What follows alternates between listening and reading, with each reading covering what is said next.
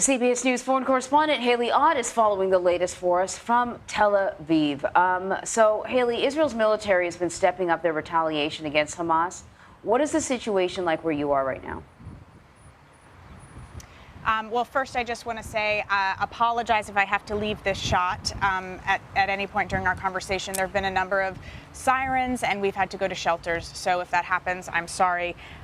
Around 300,000 reservists have been called up to report for duty, and some of those people are being amassed on the border of Gaza in southern Israel for what is expected to be some sort of land incursion into the area, but we just simply don't know, and we're waiting to find out. Meanwhile, airstrikes have continued today in Gaza.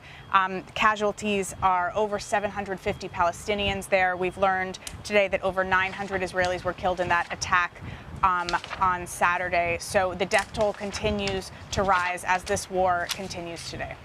And Haley, as you've been hearing all morning long, there is concern for the hostages that many believe were taken to Gaza. Hamas has threatened to execute those hostages on live television if the Israelis bomb without, and it's very specific, the language that we heard from that Hamas spokesperson, Haley, as you know, without warning to civilian areas. And so what are you learning about how Israel plans to proceed?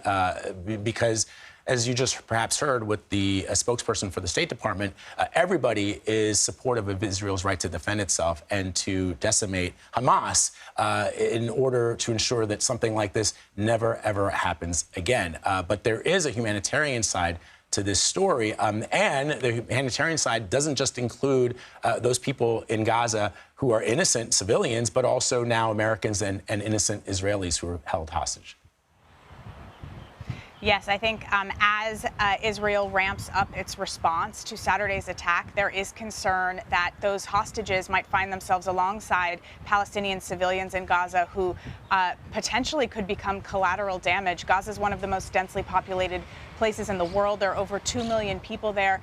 And already over 800 homes, we're hearing, have been destroyed, thousands more damaged, sort of beyond being usable. And this blockade, of course, which is restricting power, gas, food and water from entering the Gaza Strip, that affects everybody who's there. The UN has raised humanitarian concerns over that.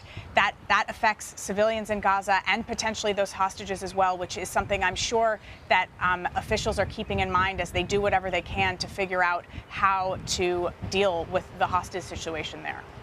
We're learning that some of the thousands of rockets fired from Gaza hit targets in Israel. Israelis depend on the Iron Dome to catch many of these. People must be terrified. People are stunned and really shocked that what happened on Saturday was able to happen at all. People in this country have had rocket attacks intermittently for as long as they can remember. In the times that the sirens have gone off here, it's been, I guess, 3 times in the last few minutes. You know, people are calm. This is usual. They're used to hearing the sirens. They're used to running to the shelters. That isn't what's unusual here. What's unusual is the scale of the attack that happened on Saturday, that they had no idea that it was coming, that it seemed like it took hours for a really robust response to even begin. People don't understand how this could happen. They never expected it, and they're really sort of rocked to their core about what happens next. I went to an Army base the other day where I spoke to some soldiers who were turning up to report for duty, some reservists, and they said that they were absolutely shocked and scared and felt just a deep sense of anxiety about the situation now. They said they did not want a war. They did not want any more wars, and they hoped that this would be Israel's last one, but they said that they were willing and very ready to do whatever it took to defend their country. You know, Haley, that's an intriguing point that you heard made there, because as somebody who's lived in the region, who's covered the region for quite some time, we were just showing pictures of that music festival, and I don't know that enough has been discussed around this, that those young people who were out there listening to music, they were there in celebration of life. They were there in celebration of love. And there are many people, Haley, as you know, in Israel who would like to see an end to the cycle of violence, who would like to see a diplomatic solution brought to bear. Just talk about that for just a moment. That I think that in the United States, there's a sense that, you know, all Israelis, support settlers and the encroaching settlements that seem to encroach into the West Bank. But that's not necessarily the case. There are many, many Israelis who believe in the humanitarian cause of the Palestinian people and those people that are in Gaza. And that's what some of those young people were there to celebrate. And that's what makes it so horrific that Hamas would use those people as targets for their heinous acts. That's a really astute point, Vlad. It makes it very difficult to talk about this conflict because it is not a black and white situation. As you say, there is a huge community in this country that is really against the way that Palestinians are being treated here. They're against what is called the occupation. They want a two-state solution. And as we've been seeing over the past few months, these huge protests every week almost of people who are marching against the government, against these judicial reforms that would, they say, erode their democracy.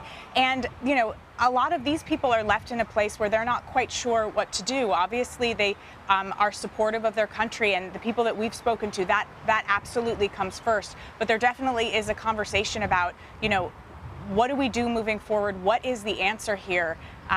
And that's a very difficult conversation to have. And that's just, again, what makes it just so horrible that Hamas would target people who are looking for a peaceful solution. These are precisely people who are supportive That's of right. Palestinian people, certainly not of Hamas, but of the Palestinians and their struggle. And that's what makes Hamas such a heinous organization, Yeah. because they looked at those people as soft targets. Exactly. And, Exactly. Haley, you're doing an incredible job. Please stay safe out there. We'll talk to you a bit later in the day. Thank you.